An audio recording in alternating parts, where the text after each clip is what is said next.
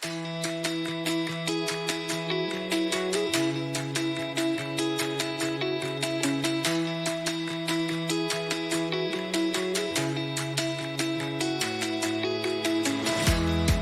Vivi! Kumusta?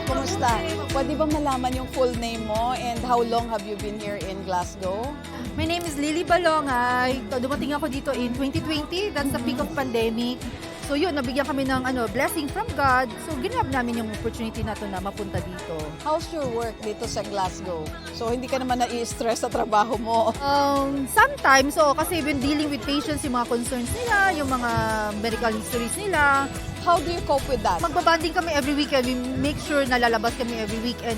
Aside sa work-related stress, yung may malungkot dito, away from family, kasi kami lang. MX3 capsule, ano yung naging effect sa health mo? Nagpa-check ako sa doctor kasi nga nag-worry ako may lump ako dito. Pero hindi naman siya nothing serious. So nalaman ng family ko sa Pilipinas, pinadalhan niya ako sa Dubai, which is okay naman, naging okay. So naging ko na siya, yung parang nakasanayan na every time, lalo pag umuwi ako ng Pilipinas, I make sure na may dala kasi gusto ko yung husband ko uminom din. Ako yung tao na talagang i-invest more doon sa mga health supplements. MX3, dito ako believe.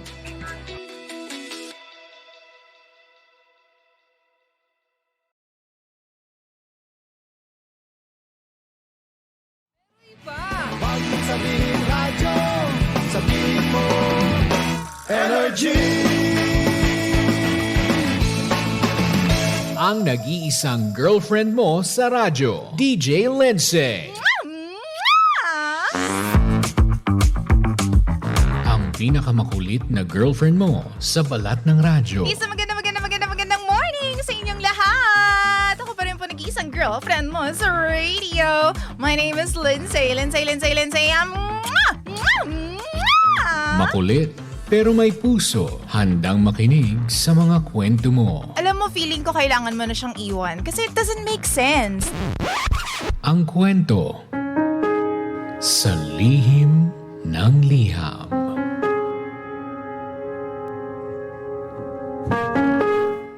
Mahal kong Lindsay.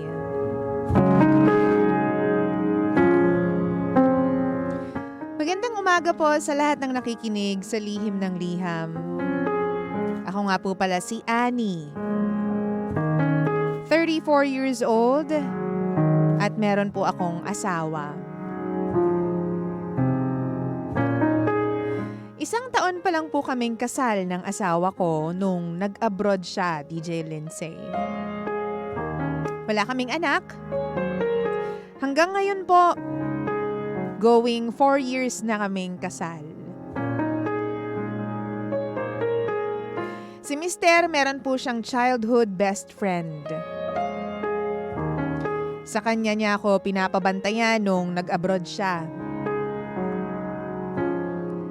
Pag wedding anniversary o may special occasion ng BFF, nandun ako. Ganon din naman kapag may celebration sa bahay. Si best friend ni Mister ang inuutusan niya na i-surprise ako.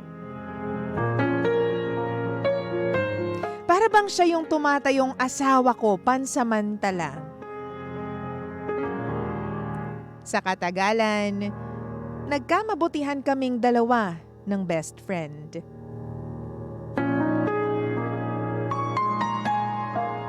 Pagka-uwi ng asawa ko dito, dahil 2 taon yung kontrata, ang sabi ko doon sa best friend ng mister ko, itigil na namin pareho. Sabi ko, hindi tama. Isa pa, pauwi na yung asawa ko. Yung best friend mo. Pero ayaw niyang itigil namin ito, DJ Lindsay. Sabi ko sa kanya, ano ka ba? Pansamantala lang naman yung nararamdaman ko para sa'yo. Mahal na mahal ko ang asawa ko. Tsaka diba, may asawa ka din. Kasal ka rin. Pero DJ Lindsay, ang sabi niya sa akin, ako daw talaga ang mahal niya. Kahit anong pilit ko na ihinto na namin yung ginagawa namin, DJ Lindsay. Ayaw niya. Gustong-gusto niya pa rin ituloy. Pinagbantaan niya pa ako na kapag daw nangulit pa ako, sasabihin niya raw ang lahat sa asawa ko. Kaya madalas siyang nasa bahay. Simula nung umuwi yung asawa ko, palagi silang nag-iinuman at nagkekwentuhan. Palagi niyang sinasabi na meron daw siyang problema. Itong asawa ko naman, bilang matalik na kaibigan niya nga ito, todo comfort naman. Kesyo meron daw siyang ibang babae at hindi raw alam ng asawa niya. Alam mo yung pakiramdam na unti-unti niyang pinapahiwatig sa asawa ko yung tungkol sa amin. Alam ko naman na mali ito. Mali ang lahat ng ginagawa namin. Pero hindi ko naman inakala na mapapamahal siya sa akin. Ako naman, nabaling lang yung atensyon ko nung wala yung asawa ko eh. Pero ngayon na nandito na siya, alam ko kung sino ang mahal ko. DJ Lindsay, ano po bang dapat kong gawin? Gusto kong unahan si BFF na aminin sa asawa ko. Pero hindi ko alam kung paano sisimulan na sabihin sa kanya.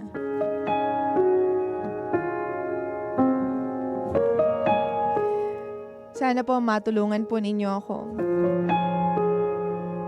Muli, ako si Annie. At ito ang lihim ng aking liham.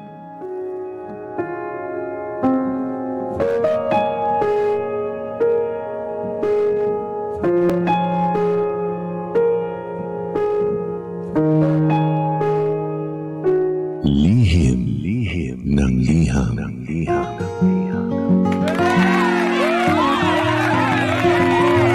Same, pero iba! Tangga, we are number 1, 06.7 Energy FM. Tanggawan mo sabihin radyo. Sabihin mo. Energy!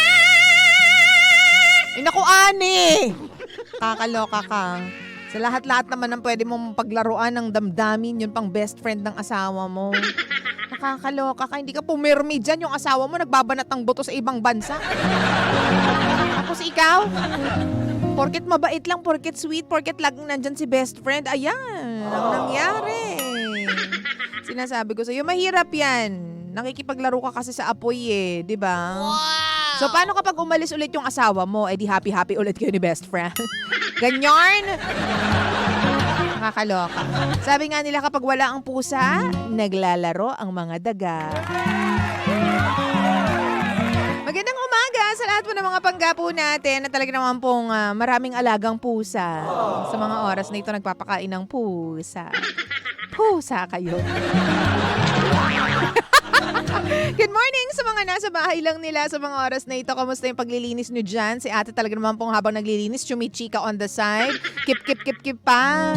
Yung, eto naman si Toby.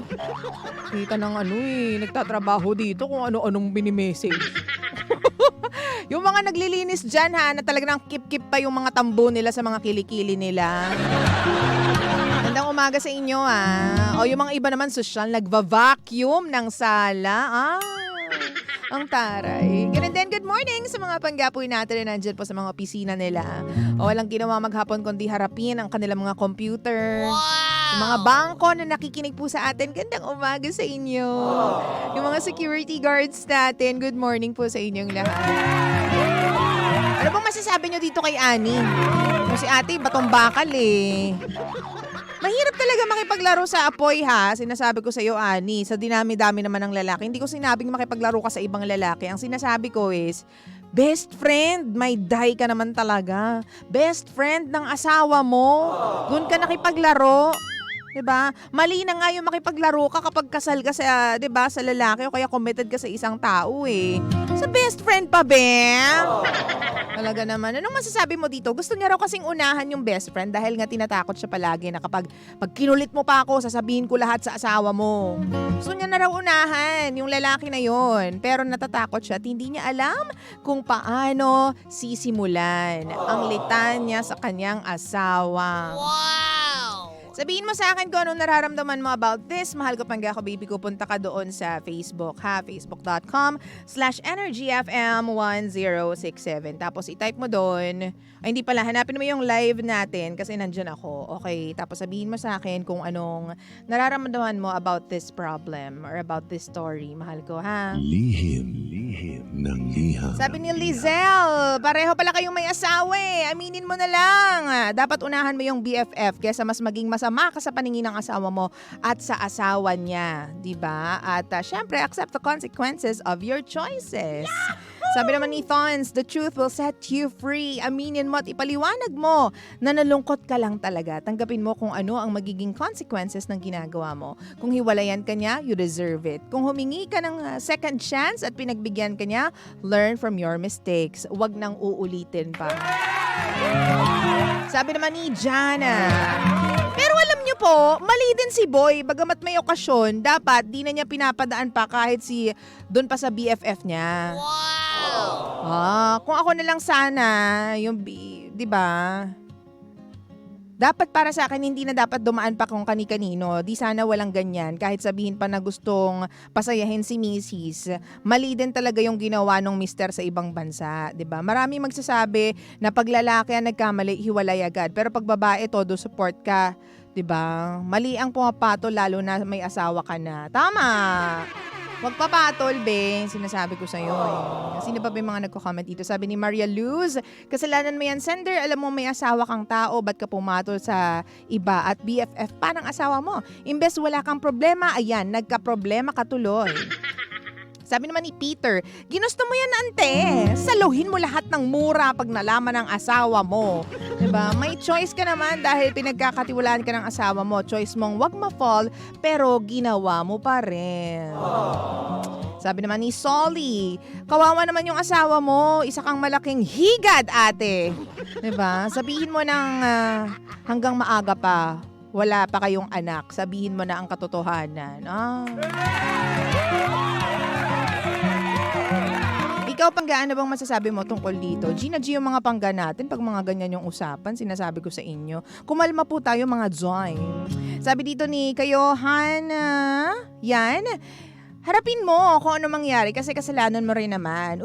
Una pa lang, alam mong mali yung ginawa mo, di ba? Mahirap magtrabaho sa malayo, lalo na kung wala kang alam or walang alam yung nasa malayo, depressed ang kalaban mo dyan bilang OFW. Darwin, sabi dito, sabihin mo na yung totoo sa asawa mo, yung tungkol sa best friend niya, Ani. Actually, may kasalanan dito yung asawa mo. Kasi bakit pinapapuntahan ng best friend niya para bantayan ka? Kung may pagkabantay, sa lakay pala. Whatever happens, umamin ka na lang sa asawa mo. Sabi naman ni Kila Leonor, mas maganda ikaw na yung magsabi, wag mo nang hintayin na si Papa Jackson pa ang magsabi, malalaman at malalaman na din.